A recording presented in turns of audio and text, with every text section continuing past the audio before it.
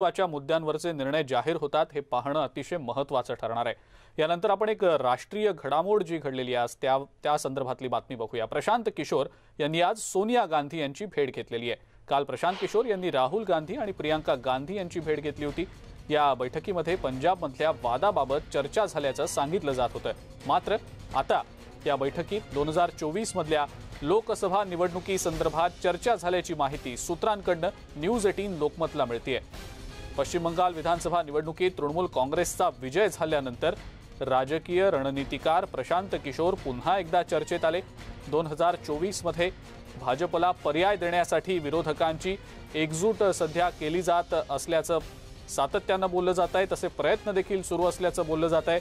त्यामुळे या सर्व विरोधी पक्षांमधला दुवा साधण्याचं काम प्रशांत किशोर सध्या करत असल्याची ही जोरदार चर्चा आहे। कारण गेल्या काही दिवसांमध्ये ते राजकीय नेत्यांच्या भेटीगाठी घेत आहेत। राहुल गांधी आणि प्रियंका गांधी यांच्या सोबतची बैठक सुद्धा या अनुषंगाने अतिशय महत्त्वाची मानली जाते।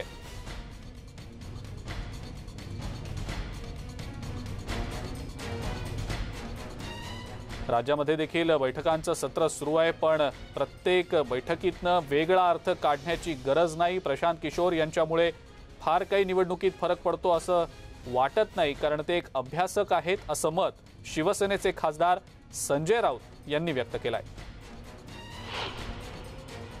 प्रशांत किशोर सगळ्याच राजकीय लोकांना भेटत असतात आणि विरोधी पक्षांच्या या देशातल्या आघाडी संदर्भात ते काही ठोस निर्णय घेऊ शकतील असं मला वाटत नाही। शेवटी सगळ्या राजकीय पक्षांनी एकत्र यायचे, विरोधी पक्षाने, आणि तो निर्णय घ्यायचा। त्याच्यामुळे अशा भेटीगाठी होत असतात। प्रशांत किशोर यांच्या या सगळ्या भेटीगाठींच्या संदर्भातली अधिक माहिती आपण जाणून घेणार आहोत। आपल्या सोबत आपले दिल्लीचे प्रतिनिधी प्रशांत लीला रामदास आहेत सध्या। प्रशांत, एकीकडे आपण पाहतो आहोत 2024च्या लोकसभा निवडणुकीसाठी विरोधी पक्षांकडनं पंतप्रधान पदाचा चेहरा नेमका कोण असावा याबद्दल सातत्यानं चर्चा सुरू आहे। दुसरीकडे विरोधी पक्षांची मोट बांधण्याचं काम प्रशांत किशोर करत असल्याच्या सातत्यानं चर्चा आपल्या कानावर येत आहेत। त्यातच राहुल गांधींसोबत प्रियंका गांधींसोबतची प्रशांत किशोर यांची बैठक, काय नेमक्या घडामोडी या संदर्भातल्या घडतायत प्रशांत, काय सांगता येईल त्याबद्दल? अजिंक्य, पश्चिम बंगालच्या निवडणुकीमध्ये मोठा बदल निवडणूक रणनीतिकार प्रशांत किशोर यांनी केला आणि भारतीय जनता पक्षाला सत्तेच्या बाहेर ठेवलं। त्यानंतर त्यांनी आता दिल्लीकडे आपला मोर्चा वळवला आहे। आपल्याला माहीत असेल की शरद पवार यांच्या निवासस्थानी सिल्वर ओकमध्ये साधारणतः 1 महिन्यापूर्वी प्रशांत भूषण यांची एक भेट झाली होती। त्याच भेटीनंतर सलग जेव्हा ते दिल्लीत आले शरद पवार, त्यावेळेस सलग 2दा प्रशांत किशोर यांची भेट झाली।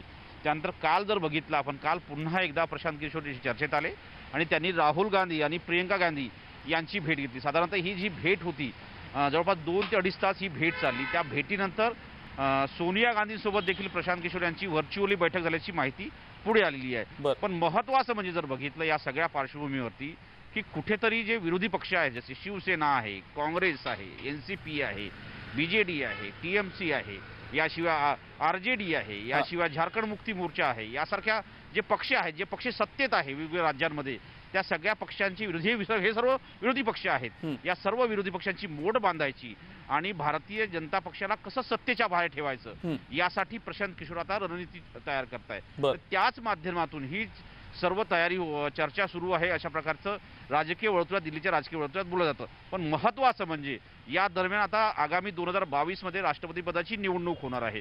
त्यासाठी देखील विरोधी पक्षांना एकत्र केले जात आहे असंही बोललं जात आहे। त्यामुळे 2024च्या लोकसभा निवडणुकीमध्ये भारतीय जनता पक्षाला पर्याय उभा करणे आणि 2022च्या राष्ट्रपतीच्या निवडणुकीमध्ये कशा पद्धतीनं सत्ताधारी पक्षाचा उमेदवार पराभूत करायचा याची देखील रणनीती तयार केली जात आहे। जर सत्ताधारी पक्षाचा उमेदवार पराभूत झाला ती एक मोठा विजय या विरोधी पक्षांचा असेल असंही मानलं जातं। अशा प्रकारची चर्चा सध्या दिल्लीच्या राजकीय वर्तुळात आहे। बिलकुल प्रशांत, आणि दुसरीकडे जर आपण पाहिलं तर प्रशांत किशोर विरोधी पक्षांचे जे इतर नेते आहेत त्या नेत्यांच्या सुद्धा भेटीगाठी घेणार आहेत का येत्या काळात, त्याबद्दलची काय अपडेट मिळते का? दुसरीकडे प्रशांत किशोर यांच्या या कालच्या भेटीगाठींनंतर किंवा सध्या त्यांचं जे भेटीगाठींचं सत्र सुरू आहे त्यानंतर ते एक दुवा म्हणून काम करतील असं सातत्यानं बोललं जात होतं सगळ्या विरोधी पक्षांच्या दरम्यान। तर यानंतर कदाचित प्रशांत किशोर यांच्यावरची ही जबाबदारी कदाचित वाढू शकते असं देखील बोललं जात आहे। प्रशांत, या सगळ्याबद्दल नेमकं काय सांगता येईल? ज्या पद्धतीनं शरद पवारांसोबत भेट झाली, त्यानंतर काँग्रेसच्या नेत्यांसोबत भेट झाली, काँग्रेसचे जे तिन्ही हायकमान आहे प्रियंका गांधी, राहुल गांधी आणि सोनिया गांधी यांच्यासोबत प्रशांत किशोरची भेट झाली. आता जे पक्ष आहेत छोटे छोटे पक्ष जसे झारखंड मुक्ती मोर्चा आहे त्यांच्याशी भेट होण्याची शक्यता आहे. शिवसेना एक पक्ष आहे जे होऊ शकतं प्रशांत किशोर ते उद्धव ठाकरेंसोबत भेट घेण्याची शक्यता व्यक्त केली जात आहे, होऊ शकतं.